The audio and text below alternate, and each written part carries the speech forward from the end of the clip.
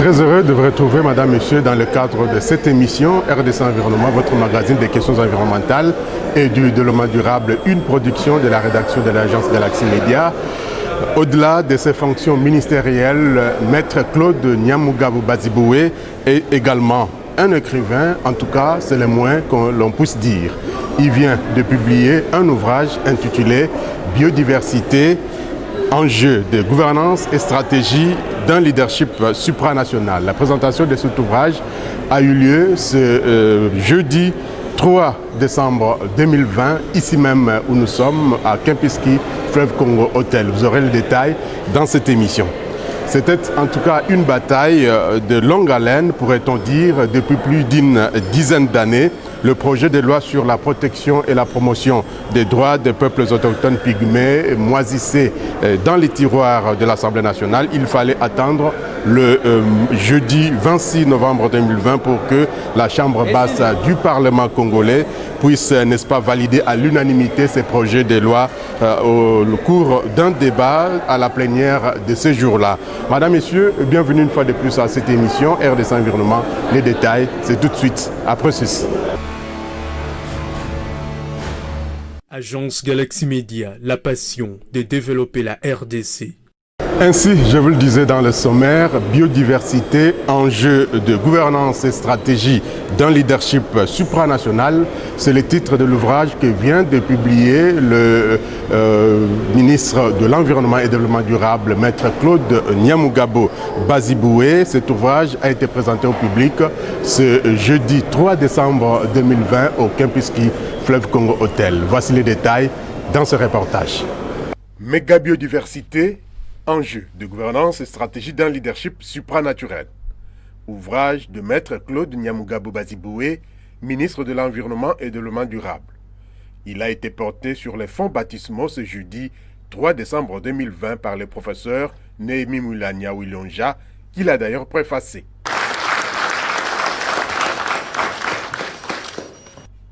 Pourquoi cet ouvrage en ce moment? L'auteur répond. Méga biodiversité parce que notre pays est parmi les 17 pays appelés pays méga divers, c'est-à-dire ayant plus de 5000 espèces de plantes et abritant une grande diversité d'animaux.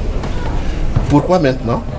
Maintenant parce que j'ai eu à peu près une année pour réfléchir sur ces thèmes. Depuis ma nomination jusqu'à maintenant, j'ai pensé qu'il est utile de laisser des traces lorsqu'on passe dans des ministères pour la postérité, non seulement pour la postérité, mais même maintenant dans ce domaine, il n'y a pas beaucoup d'écrits. Et j'ai pensé que je dois m'interroger sur pourquoi avec tout ce que nous avons dans notre pays, nous ne sommes pas considérés comme les propriétaires de tout ce que nous avons ici. Nous n'en tirons pas assez de bénéfices.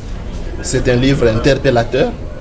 Pourquoi la République démocratique du Congo est si riche dans son environnement, mais que les retombées ne viennent pas. Et j'ai répondu à cette question en donnant des pistes de solutions. Je voudrais donc souligner qu'en dehors de ma carrière de politique, je suis également avant tout chercheur. Et ce livre, je crois qu'il répond à quelques questions que nous nous posons dans ce secteur. Et il pose des pistes pour pouvoir amener notre pays à avoir les retombées de ces multiples richesses. Nous sommes les seconds poumons du monde. Nous ne pouvons pas être seconds poumons du monde pour rien. Nous devons en tirer des bénéfices. Et ces bénéfices, nous les aurons lorsque nous avons montré que nous sommes conscients de ce que nous sommes.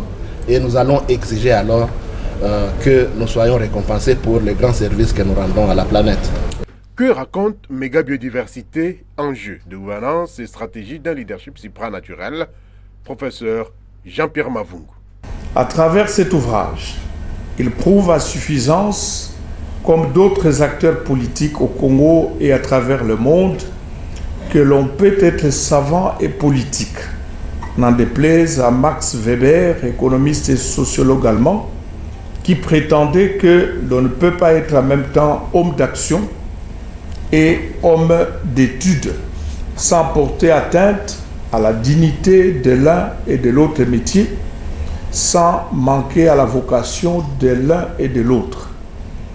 Arrivé à la tête du ministère de l'Environnement et du Développement durable le 9 septembre 2019, et faisant l'autopsie, les diagnostics de cet important secteur de la vie nationale, le ministre Claude Nyamugabo a pu établir les contrastes existants entre la grande biodiversité de la République démocratique du Congo et son faible quotient dans le leadership environnemental mondial.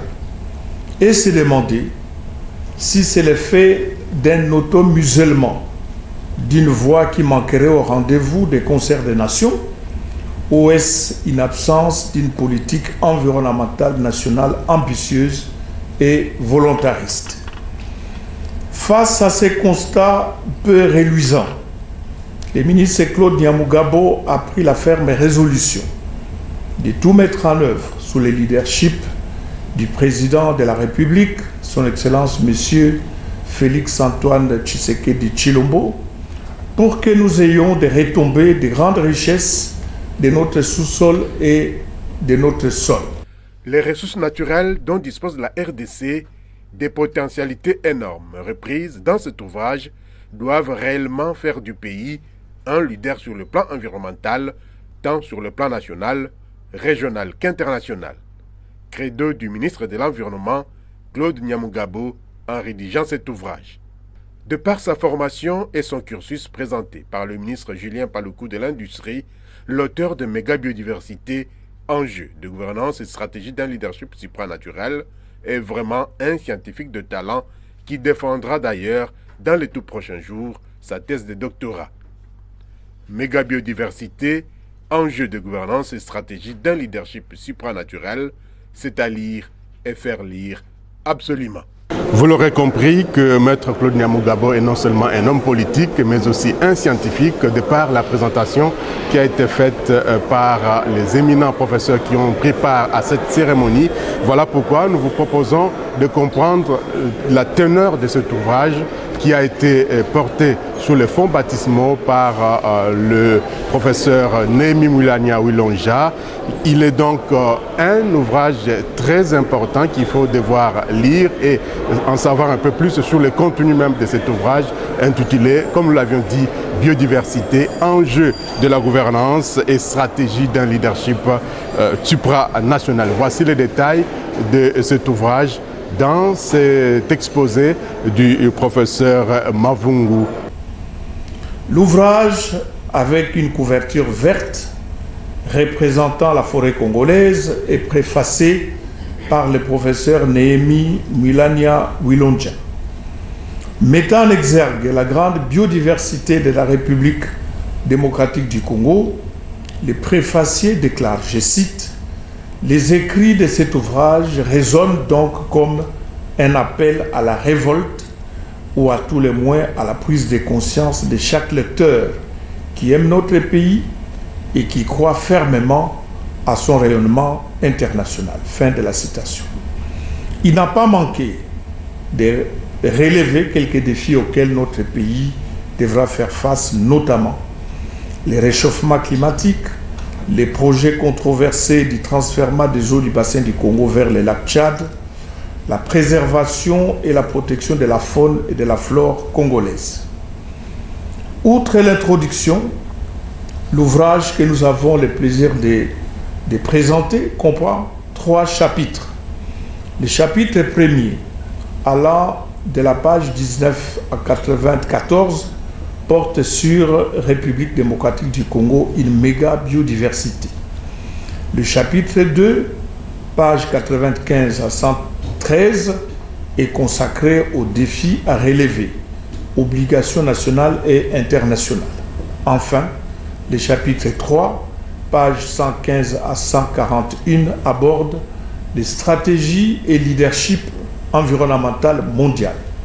Une conclusion, aux pages 143 à 149, lance un appel qu'il est temps d'agir ensemble pour l'action.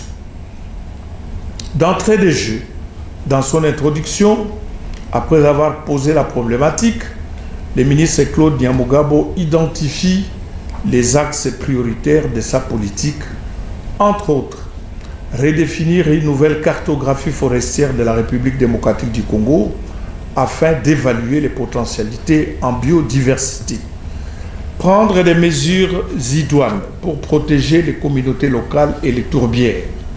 Mettre en place une charte nationale de l'environnement et du développement durable. Prendre des mesures relatives à la protection et à la préservation de l'environnement sur fond d'une nouvelle gouvernance des forêts, des eaux, de l'air, de la flore et de la faune.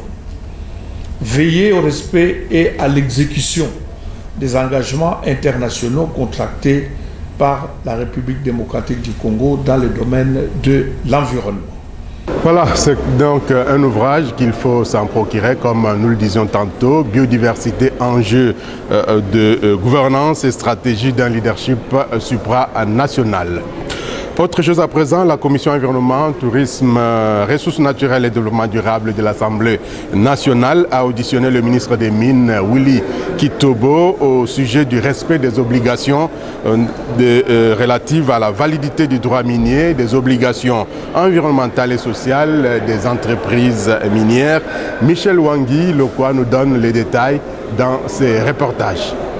Il est sans nul doute que les activités et l'exploitation minière ont des impacts négatifs sur l'environnement, surtout si elles ne tiennent pas compte des normes environnementales ou les bafouent carrément.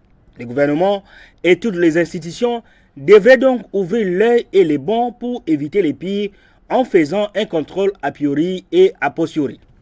Fort de cette évidence, la Commission environnement, tourisme et ressources naturelles et développement durable de l'Assemblée nationale a auditionné le ministre des Mines, Willy Kitobo, au sujet du respect des obligations relatives à la validité des droits miniers, des obligations environnementales et sociales des entreprises minières et de leurs engagements face aux sociétés du portefeuille de l'État, à l'instar de Kibali Gold Mine, Katanga Copper Company et Teke Fungurume Mining. Au ministre Willy Kitobo, les députés nationaux membres de la Commission environnement ont posé des questions en vue d'obtenir les informations notamment sur la présentation des réserves actuelles des métaux, la capacité de production de l'usine et sur le montant des investissements prévus en comparaison du montant des investissements réellement effectués.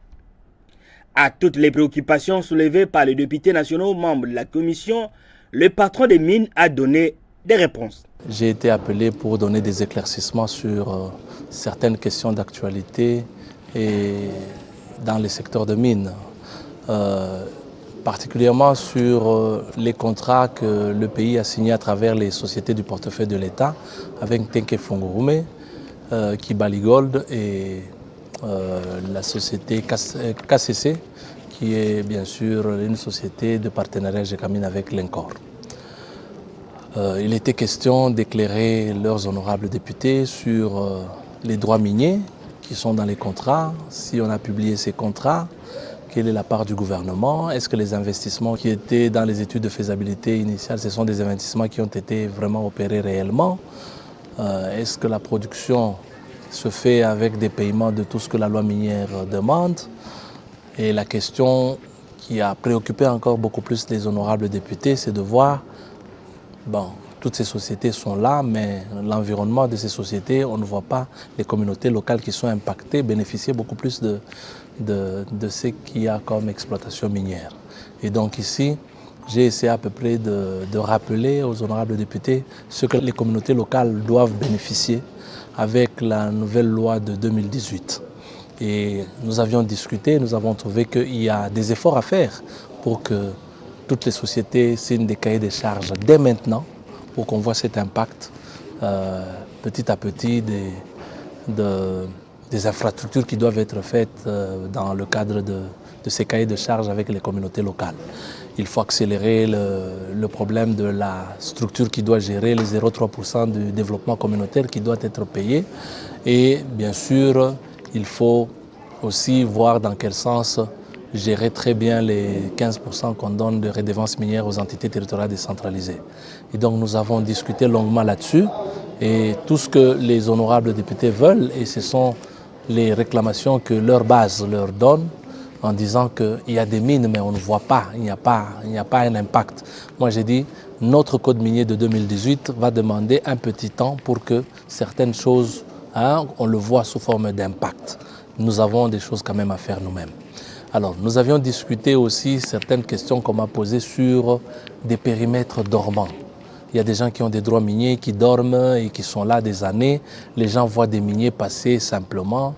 Et on dit non, il y a telle société, mais on ne voit rien qui se développe pendant des années. Est-ce qu'on peut retirer ces droits miniers? Nous avons discuté en disant les droits miniers, normalement, ont des validités et pour les maintenir, il y a des conditions pour le maintien. Ce sont ces conditions-là qui peuvent nous amener à déchoir un titre ou pas. Mais du moins, nous avons déjà répertorié tout un tas de droits miniers où on ne fait rien, qu'on pourra récupérer petit à petit chaque année lorsqu'on atteint, bien sûr, les délais de renouvellement. Et il faut qu'on suive tout ça, puisqu'il y a des sociétés qui gardent des droits miniers depuis des années et ne les développent pas. Et si on n'arrive pas à les développer, donc ça veut dire que c'est des richesses qu'on laisse et qui ne profitent à personne. Alors, pour les sociétés du portefeuille de l'État, nous avons insisté sur le problème des contrats. Les contrats ont été signés, la part du gouvernement c'est trop peu, on ne paye pas les dividendes. Et j'ai essayé d'expliquer que les dividendes qui doivent être payés aux sociétés du portefeuille de l'État, ce sont des dividendes qui sont reprises dans le contrat. Et donc, si le contrat dit qu'il faut payer ces dividendes après avoir remboursé l'investissement, et donc on doit attendre cet investissement se terminer pour qu'on paye. Mais hélas, les gens n'attendent pas, de tels types de contrats ne sont pas beaucoup plus aimés actuellement. C'est comme ça qu'il faut se battre pour que les nouveaux contrats que nous signons, nous voyons dans quel sens on peut toucher les dividendes déjà au début. Comme ça, on peut voir l'impact de l'implantation de ces sociétés aussi dans les caisses de l'État, que ce soit le Trésor public, les provinces et même les communautés locales. Le vice-président de la commission environnement, l'honorable François Zékouye, a promis d'accompagner le ministre des Mines pour que les populations puissent bénéficier des investissements des opérateurs miniers en RDC. Nous avons été satisfaits par les explications qu'il nous a données. Mais comme lui-même l'a reconnu, il reste encore beaucoup à faire dans le secteur des mines.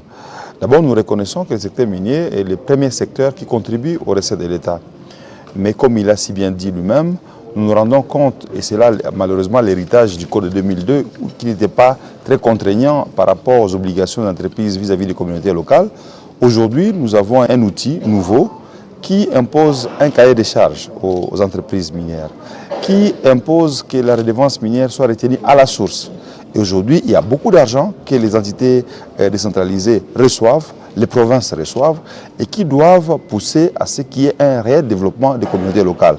N'empêche que les entreprises minières elles-mêmes ont l'obligation de redistribuer aux communautés locales 0,3% de leur chiffre d'affaires, ce qui devra en principe impacter réellement sur les vécus quotidiens de la population. Nous avons connu pendant plus de 10 ans des sociétés qui saupoudraient l'assistance, des petites écoles, des petits centres de santé. Aujourd'hui, nous voulons voir le secteur minier contribuer réellement au développement des entités dans lesquelles il se développe, mais aussi bien évidemment avec les recettes nationales, voir la caisse de péréquation redistribuer ces richesses vers des provinces qui n'ont pas de richesses minières. Voilà un peu la péréquation que nous avions et nous sommes satisfaits bien évidemment des explications de M. le ministre, mais nous devons garder un contact permanent pour échanger, pour les pousser à aller davantage plus loin, pour que ce secteur puisse aider à ce que les richesses épuisables puissent contribuer à la création de richesses non épuisables ou renouvelables comme l'agriculture, l'industrie et le reste. Les contrôles parlementaires, la redevabilité, les contrôles citoyens, de preuves de bonne gouvernance et de la gestion orthodoxe de la chose publique, une obligation dans laquelle devrait se soumettre tout dépositaire d'une parcelle de pouvoir. Restons encore à l'Assemblée nationale pour vous dire que la validation à l'unanimité du projet de loi sur la protection et la promotion des droits des peuples autochtones pygmées lors de la plénière du jeudi 26 novembre 2020. Une victoire certes pour les peuples autochtones pygmées, surtout ceux vivant à Kinshasa. Une victoire aussi pour la dynamique des groupes de peuples autochtones DGDA. Je vous laisse suivre les réactions de quelques députés nationaux qui sont intervenus lors de l'adoption de cette loi au niveau de l'Assemblée nationale. Le peuple pygmée sont depuis très longtemps objets de discrimination. Ils ont été depuis très longtemps l'objet de maltraitance. Ils ont été depuis très longtemps l'objet d'exclusion et de stigmatisation. Et il était temps que les législateurs que nous sommes, que nous puissions penser à légiférer dans le sens de protection de leurs droits, mais aussi surtout dans le sens de leur promotion, pour que nous puissions atteindre l'idéal qui est prévu par la Constitution d'égalité de tout le peuple congolais et égale protection de la loi à tout le monde. Voilà pourquoi nous sommes attelés à cet exercice à travers la proposition de loi faite par notre collègue député national. Et cette loi, nous l'avions examinée en commission mixte que nous avions eu l'honneur de co-présider. Cette loi est une grande innovation, non seulement dans le cadre juridique de notre République démocratique du Congo, mais aussi pour toute l'Afrique, dont je vous informe que nous sommes aujourd'hui là par le processus de vote que nous avons engagé. Nous sommes le deuxième pays à voter une loi qui protège ce peuple que nous considérons à juste titre comme les premiers habitants, les premiers occupants de notre territoire qui est la République démocratique du Congo. En ce qui concerne les amendements, nous avons suivi les propositions dans le sens d'amélioration qui viennent d'être faites par les collègues. Elles sont les bienvenues et nous attendons ça dans les 72 heures. Nous aurons ces propositions et nous aurons à examiner une à une au niveau de la commission. Mais la grande valeur, la grande innovation, c'est que nous avons pensé à légiférer sur ce peuple vulnérable et qui pourtant est en train de perdre certaines de ses valeurs culturelles. Vous voyez aujourd'hui, si on ne fait pas attention, le peuple pygmée vont disparaître avec toute leur culture, avec cette armada, ce bagage de culture qu'ils ont. Je pense que cette loi va protéger à la fois leurs droits, leur promotion, mais aussi toutes les valeurs culturelles de ce peuple. C'est un sentiment de satisfaction. Comme vous le savez, le rôle d'un député, c'est de légiférer, comme on nous appelle des législateurs. Donc notre travail, c'est d'élaborer des lois. Et particulièrement, je suis très satisfait de voir que la loi qu'on vient d'élaborer est au profit d'une partie de nos compatriotes qu'on appelle autochtones pygmées. Comme vous le savez, c'est une catégorie des Congolais qui sont marginalisés. Point de besoin de revenir sur les différents points de discrimination dont font l'objet cette catégorie des Congolais. Et aujourd'hui, grâce à cette proposition de loi qui vient d'être adoptée à l'unanimité ici à l'Assemblée nationale de la RDC, les autochtones pygmées se voient pour la toute première fois être reconnus comme propriétaires des terres qu'ils occupent. C'est vraiment une innovation parce que depuis longtemps, cette catégorie des Congolais n'était pas reconnue comme propriétaires de terres qu'ils occupaient, qu'ils utilisaient ou qu'ils possédaient. Il n'y a pas que ça. Aujourd'hui, grâce à cette loi, le principe de consentement libre, informé et préalable est désormais légal. Désormais légal au niveau de la République démocratique du Congo. Désormais, à chaque fois qu'il y aura un projet de développement pour les intérêts proches ou lointains des autochtones pygmées, ces derniers doivent être consultés au préalable.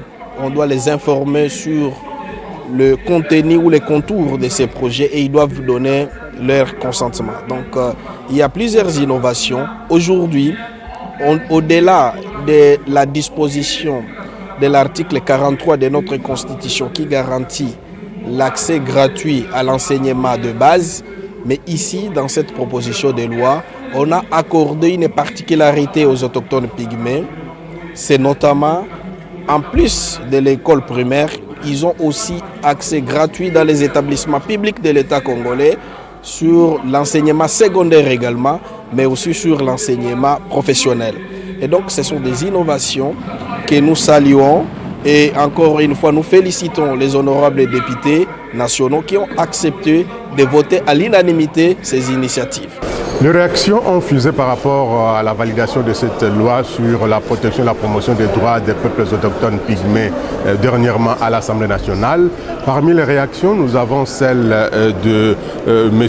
Jean-Rigobert Mola, qui est le coordonnateur de la dynamique de jeunes pour l'environnement et le développement durable d'IGED, qui est à l'intérieur du pays. Nous l'avons eu au téléphone.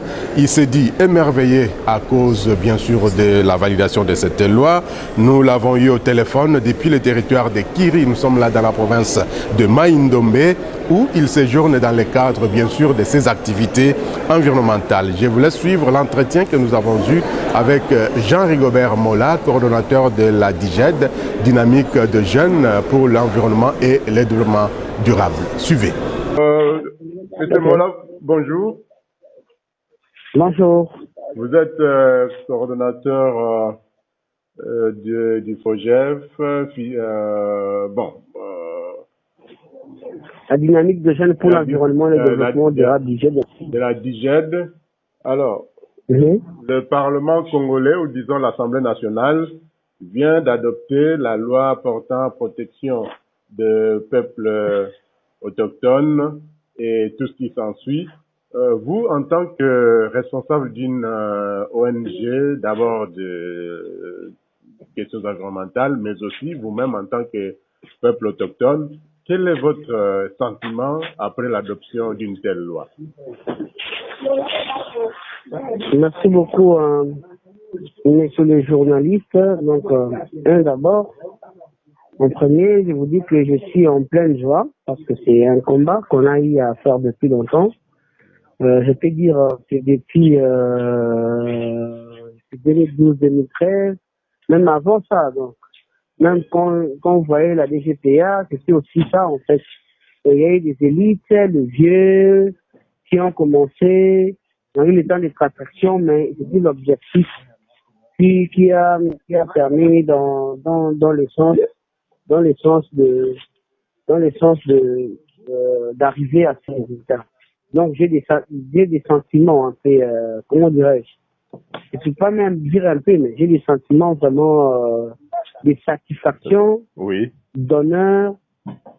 Et le jour où on a adopté ces lois, moi j'ai fêté, j'ai dansé, mais j'étais en province. J'étais avec des gens, on prenait, on buvait, mais je ne savais pas c'était pourquoi, mais c'était par rapport à ça. Et également, je fais partie des task force de cette loi. Bien que je ne suis pas à Kinshasa, mais je fais partie de ces task force. J'ai contribué, même mes contributions à distance, en tant que quelqu'un qui fait partie des temps, en fait. Oui. Donc alors, voilà, c'est un peu ça, donc je suis dans l'argent. Pour vous, qu'est-ce que ça peut changer, que ce soit dans la vie des populations, des peuples autochtones de la République démocratique du Congo? Quel changement cette loi peut-elle apporter? Bon, il y aura beaucoup de changements, c'est-à-dire il y a des choses macro et micro. Oui. Il y a des choses globales et spécifiques. Quand on spécifie quelque chose, ça crée déjà une intention particulière. Donc c'est dans ce sens-là. Et du coup, voilà. Ça peut influencer les politiques, ça peut influencer les décisions, ça peut réduire un peu un certain nombre de précarités dans tous les sens. Et c'est ça, en fait, ce qui est important. Oui. Et comme il n'y avait pas de sous-bassement, donc on ne pourrait pas vraiment bien saisir ça, parce qu'on pensait que tous les Congolais vivent de la même manière, de la même façon. Voilà, donc il y a un peu des cas particuliers. Oui. C'est comme ça que, pour moi, je pense que ça, c'est l'occasion qui va aider. Oui. Qui va aider qu'il y ait un changement. Alors, un changement, mais certaines personnes, certains observateurs pensent que la loi qu'on vient d'adopter à l'Assemblée, c'est une loi encore discriminatoire Pourquoi? Parce que les minorités en République démocratique du Congo, ce n'est pas seulement les peuples autochtones pygmées particulièrement. Que pensez-vous? Non, ce n'est pas la question des minorités. Ça, c'est de 1. On doit d'abord savoir les termes. Dans la loi, on a bien défini tout ce qui est comme terminologie. Oui. Tout ce qui est comme concept. C'est comme concept. Donc, ici, chez nous, on ne parle pas des minorités, on parle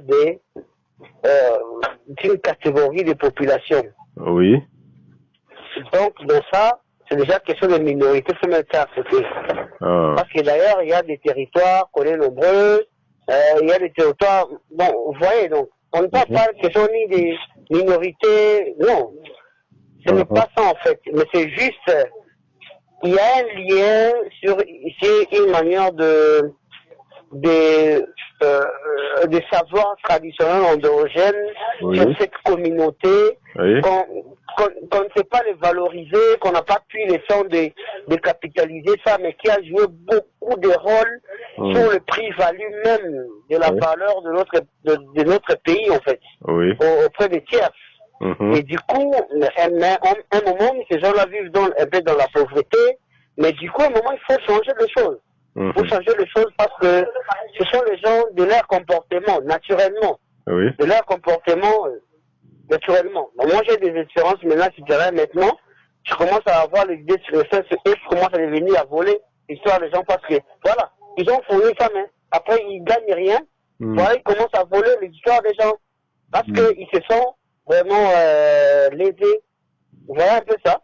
Donc, c'est ça la réalité. Et tous ces gens, des gens, il faut quand même récompenser cette réalité des choses, les efforts qu'ils ont consentis à travers leurs ancêtres, à travers leur mode de vie, à travers leur savoir traditionnel endogène.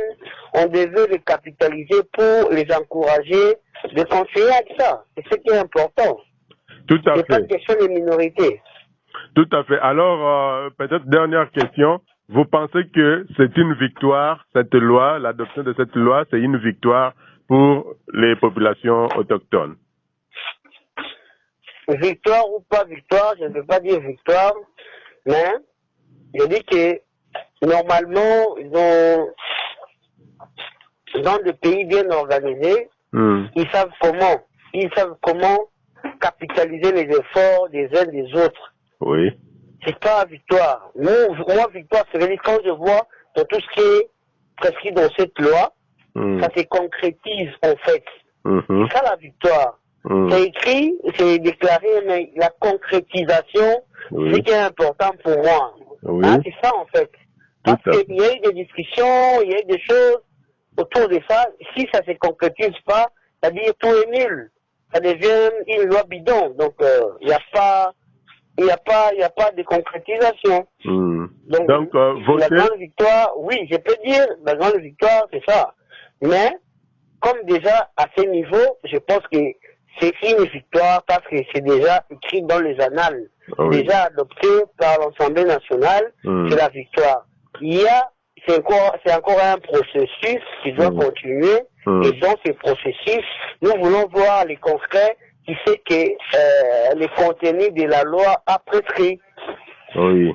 Donc, voter ou adopter une loi, c'est une chose, mais l'appliquer en est une autre. Oui, les mesures d'application surtout. Oui. Les mesures d'application seraient quelque chose d'important. On ne peut pas avoir une loi. Il y a Congo-Brazza qui a la loi, mais c'est pas vraiment appliqué, non? Au Congo-Brazza.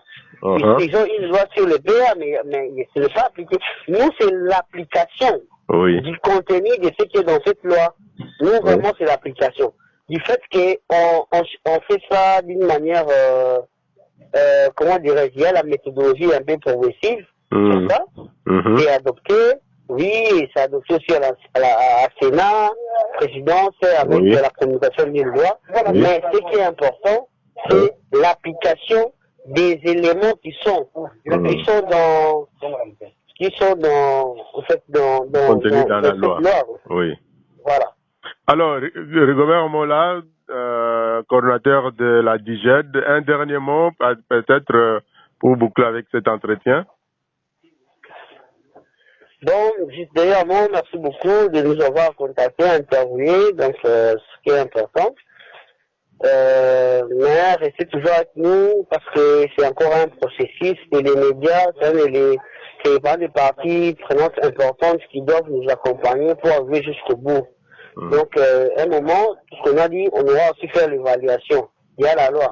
Est-ce qu'il y a les mesures d'application qui se fait sur terrain? Voilà. Donc, ne nous fuyez pas, restez avec nous, allez avec nous pour voir si réellement vrai, toutes ces mesures d'application est appliquées dans je peux dire dans l'évolution en fait de cette loi en termes de mesures d'application, je pense. Rigobert Mola, merci beaucoup pour cet entretien et bon séjour là où vous êtes et des bonnes choses. Voilà, c'était là donc Jean-Rigobert Mola, coordonnateur de la DIGED, qui réagissait à la validation de la loi portant protection et promotion des droits des peuples autochtones pygmées. Terminons cette émission avec la rubrique événements à venir. Quels sont les faits qui vont faire l'actualité environnementale dans les jours à venir? Il faut savoir que du 1er au 4 décembre 2020, il se tient la 11e réunion du comité consultatif informel sur le centre d'échange pour la promotion, la prévention des risques biotechnologiques. Du 14 au 17 décembre 2020, Brazzaville, en République du Congo, va accueillir le séminaire international du secrétariat pour l'évaluation environnementale en Afrique centrale sous les thèmes intégration des enjeux de santé dans l'évaluation environnementale et la formation UNESCO, Commission néerlandaise pour l'évaluation environnementale sous les thèmes méthodes et outils d'intégration des risques sanitaires dans l'évaluation environnementale. Et puis, du 7 au 15 janvier 2021, ce sera la conférence de l'Union internationale pour la conservation de la nature IUCN. Ce sera à Marseille, en France. Enfin, du 3 au 5 février 2021, la ville de Nantes, en France, accueillera le Carrefour international du bois. Madame, Messieurs, voilà donc qui boucle cette émission RDC Environnement qui reviendra bien sûr la semaine prochaine. Nous serons grés vous retrouver toujours avec le même plaisir. Portez-vous bien. Bonne suite des programmes sur votre chaîne. Prenez soin de vous, mais surtout, prenez soin de votre environnement. Merci à Peter Loma-Djessa, merci à toute l'équipe qui a concouru à la réalisation de cette émission qui reviendra, comme nous l'avons dit, la semaine prochaine, toujours avec le même plaisir. Au revoir et à très bientôt.